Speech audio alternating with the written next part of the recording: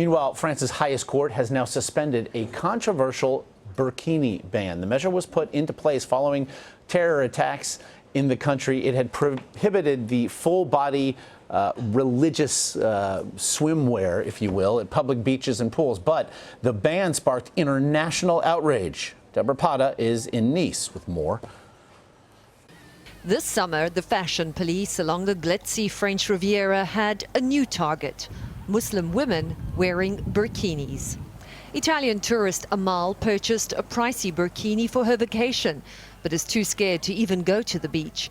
Instead, she was reduced to taking holiday snapshots of her family from the promenade. "I can't go to the beach with my children," she told us. "I'm here by the sea, but can't go in it."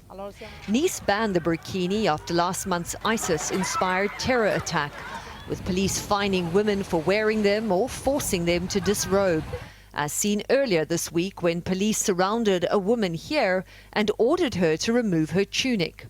Deputy Mayor Rudy Sall said wearing a burkini is a provocation. How is banning the burkini going to make Nice more secure and safe?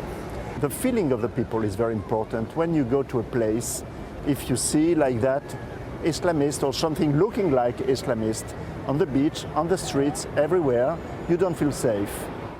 He claimed the ban has overwhelming support, but many beachgoers cannot understand what the fuss is all about. Would you feel scared if someone sat next to you wearing a burkini? No? Pourquoi? Her Muslim friend, who chooses not to cover up, said she feels targeted by the ban. "I think people should be free to do what they want," she said.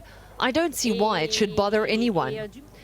There's a lot of ambiguity about exactly what French officials regard as offensive religious clothing in this fiercely secular country.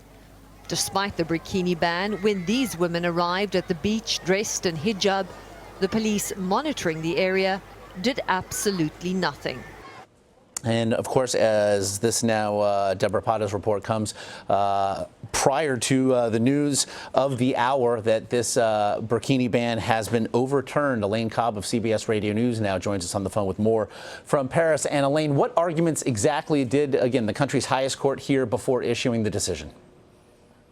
Well, Josh, the case was brought by the French Human Rights League and by an anti-Islamophobia group, and they had argued that French law only bans garments where the face is covered, and the burkini does not cover the face.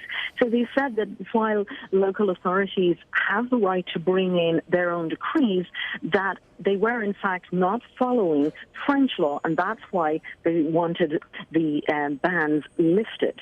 And they also pointed out that it was not a security risk, somebody wearing a burkini on the beach.